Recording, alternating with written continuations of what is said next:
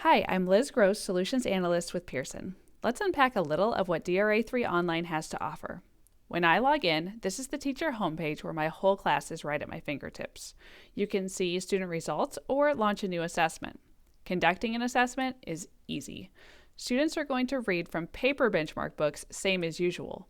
But now, teachers have access to the online program and all the features that can save them lots of time. For example, fluency is automatically calculated through this timer here. You're also going to get an audio recording of the student reading that you can go back and listen to later. Teachers simply follow along and mark any missed words just by clicking on the word.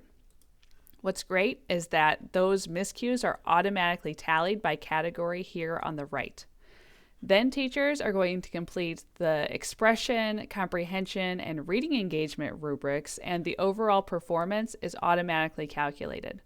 So whether it be their intervention, instructional, independent, or advanced reading level, those results automatically populate here on your home page. Even better, the system is going to give you some recommendations for if word analysis or progress monitoring might be appropriate for the student.